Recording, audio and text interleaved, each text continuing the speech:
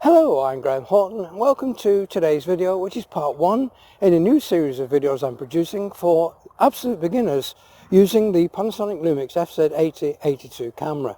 Now the series is designed so there's not too much technical content. It's more of coming outside and showing you how to use the camera in a variety of lighting situations and scene types. Well, in today's video we're going to be looking at shooting in the fully automatic mode, that's the IA mode, accessed by turning the top mode dial to the IA position. Now within that you can actually shoot with some advanced features called the IA Plus. Normally in the IA mode you've got access just to 3 menu options, but with the IA Plus you've got access to 7 screens of menu options. If you're a little bit more advanced in your photographic career, you might want to shoot in the IA Plus mode, and that gives you control over some of the things that the camera will fail to recognize when you're shooting it in the standard point and shoot mode. So let's start. I've got the camera set up here on a rig so I can actually film the back of the camera to show you what I'm doing. Now you might already have noticed here on the FZ82 I've mounted that Nikon DK20 rubber eye cup, and I did that before I left because in sunlight it's very difficult to see into the EVF without sort of shielding your eye from sunlight. Unfortunately today is very overcast in a condition where it's likely to give some poor images with this FZ82 camera. Yesterday was bright sunshine, I got some really decent shots, but unfortunately the wind was so high that recording it with this microphone there was too much wind noise on the video, so I've had to abort that. So come out today, it's slightly overcast, it's slightly been drizzling as well, so we're not getting the best conditions to shooting with this particular camera, especially if you're going to be using the telephoto settings. So let's start by accessing that IA mode, then I'll show you how you can access the IA Plus mode and some of the features that you might want to consider using to get better images than you get with the point and shoot mode. Now I've turned on the PowerShot SX740, which is going to record the back of the screen of the FZ8082. So I'm going to start recording. We are getting a bit of a screen reflection, but once I point it in the direction of where I want to take the pictures, it's probably going to be okay. So at the moment we're in the program auto mode, and you can see that by the P that's being displayed on the screen. So I'm going to turn it to the IA position. So as I rotate the mode dial, you'll see that that P will change to the IA mode, and at the moment I've got the camera set to IA Plus. So to change that we go into the menu, and if we go back to the top menu, which is IA Plus, if we scroll over I can then move to the left hand side, press menu set, and you can see now that's changed to IA and not IA Plus. If I now just show you the options that are available to you in the IA mode, if I press menu set and just come back into the record setup screen, you can see it says 1 of 3, so we've only got 3 pages of information that we can actually set up. The first menu option you can see there on screen is aspect ratio, and that is the ratio of the width to the height of the image. So for example here I'm shooting 16:9, which is the format that I want to use so I can use the pictures from this camera in today's video. But if you were shooting for prints and you had a 6x4, then you choose something like the 3:2 aspect ratio, which marries to the 6x4. If you wanted 8x6s, then you'd be going to 4:3. And if you wanted square format for Instagram or something like that, you choose the 1:1. So I'm going to select 16:9. Now the second one is the picture size, and that determines the number of pixels that are recorded from the sensor to the card. So at the moment you can see I'm shooting with the large 13.5, so that gives me the maximum number of pixels in that image. There are 2 other options there. One's called EXM, so that's expanded optical zoom, which only gives you an 8 megapixel size, and then there's the extended optical zoom small, which gives you a 2 megabit file.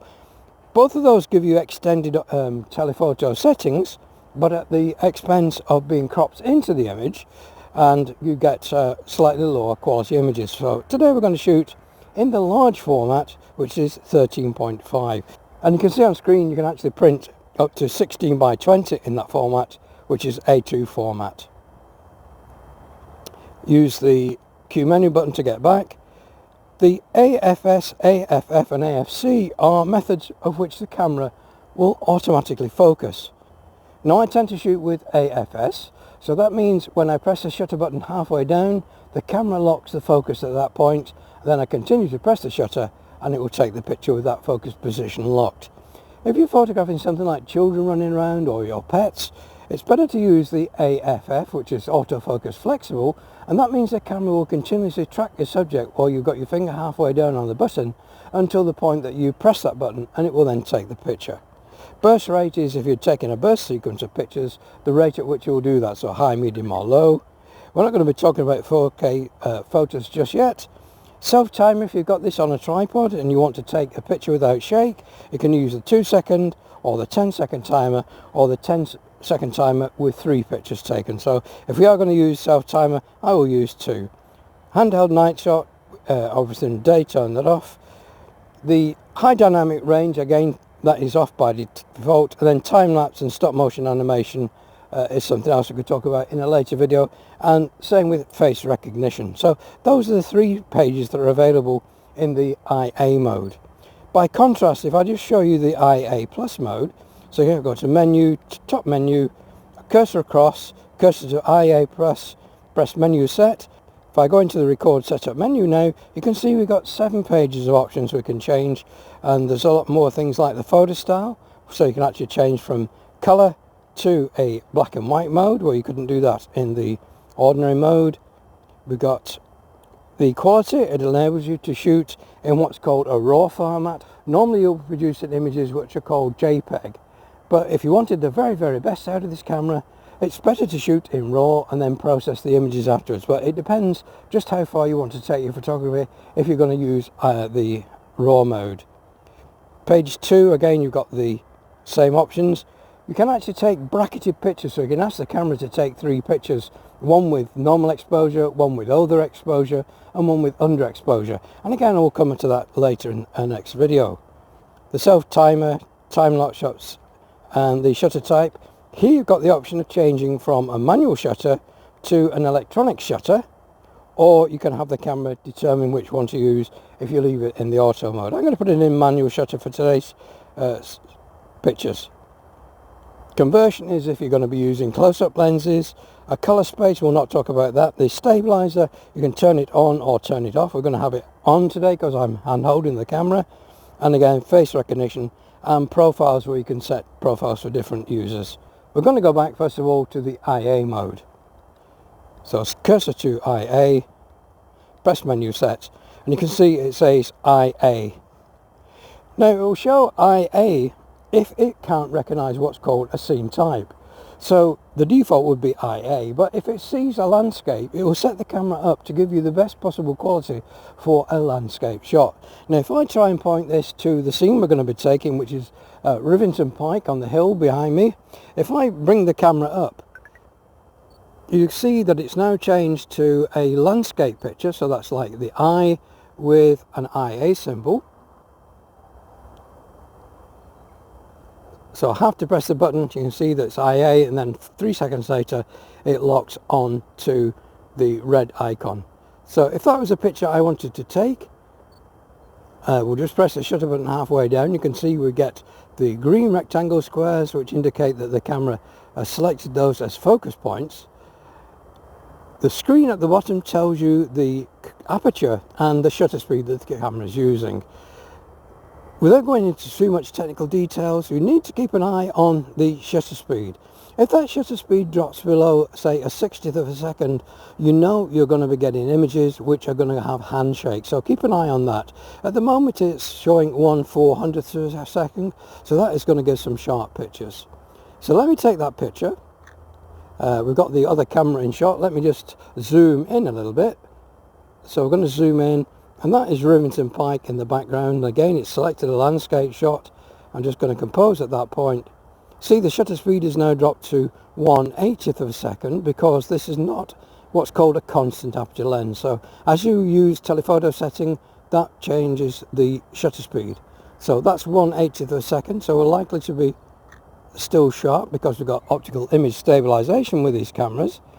But beyond that, if I go a little bit further, you can see now we're down to 1/125th, and again we're at the full optical range now, which is 1200 millimeters. So you can see it's shaking quite badly as I'm moving and holding the weight of the camera plus this rig to hold it. So my hands are shaking quite a bit. So let's see if we can get a static picture at a 1/125th of a second. Just rest my arms a little bit. That's quite strenuous, holding the camera out. I normally have it up to my eye, but obviously with a rig I can't support it. So let's just try a second shot with the 1200mm. Now you notice if I continue to pull the zoom lever to the right hand side, it's now gone and show you we're into 2400mm, which is actually digital zoom. So it's used the optical zoom, and now it's applied 2 times digital zoom to give you that what's called focal length of 2400mm. So we're actually using digital zoom here, which is not to be advised. You do get poor quality images. So let's try and capture that image again of the pike. Let's see if there's any people on the top there. Yeah, there's a guy stood by the side, so let's see if I can capture him. Again, let's try a second shot just in case there's some shake on it.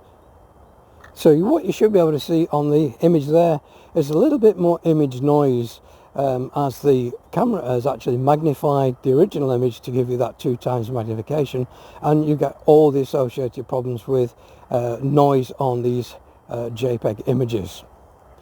So you've seen that shows you the IA landscape mode. If I was now to try and take a picture of a plant, so if I just look behind me, there are some plants here. I'm going to try and take one and see if we can get this to show me that it's a close-up of a plant. So you can see that the icon has changed to a flower icon, which means that it's now in the close-up mode. So let's take that picture.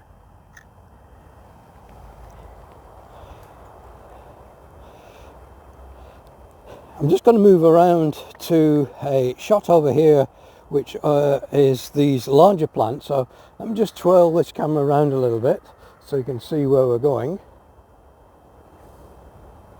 So I'm going to take one of these heads of these plants. So again, I'm going to go close into it.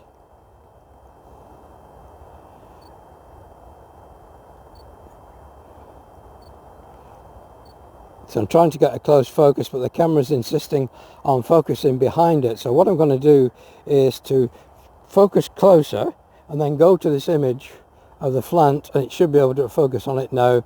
As you can see on screen now, it's managed to focus because we've forced the camera to go to a closer focus distance. So let's take a picture of that. You can see the shutter speed is 1/8 of a second. Just going to zoom out a little bit to get more of that plant in focus, or in composition. And there's that one. So we've seen that the camera can determine a scene type, so it's either going to be a landscape. If you take in food, it can recognize food. If you take in people, it will actually recognize faces and switch to a portrait mode. If you want to see which scene type the camera is actually used, if you go into the replay mode, if I go into replay mode, see the last image? It shows you at the bottom of the screen here, it's the close-up icon. The previous scene was again close-up icon. And if I go over there, that's that plant. If we go over to the hill, you can see it selected the landscape. The 1200mm is selected a landscape. So you can actually see the scene mode. You can actually see the aperture, the shutter speed, and the ISO, which is the camera sensitivity, which is used for that image. So you can see all the parameters of the pictures we've taken today. You see on screen now, I'm trying to photograph myself on the camera that I'm recording the scene with. It's a smartphone. You can see that the FZ80 has picked up the fact that there is a face in there. You can see the icon has changed to portrait. You can actually see the camera is now looking at the face. I'll go back into the camera mode. You can see the camera is focused on the face and is actually tracking an eye. So you can see that crosshair is the fact that the camera is trying to capture a picture with the eye in focus. So let's take a shot of that. I've got a situation here where I know the camera will fail. I'm trying to take a picture or a close-up of this flower head, but I'm going to take it from a low angle. So shooting down, we're going to get the plant head, but we're going to capture the sky behind it. If I'm trying to do that with this, first of all, you'll see that with the picture will come out underexposed because the camera is trying to expose to the sky and it won't expose correctly for the plant. So let me set up to take that shot.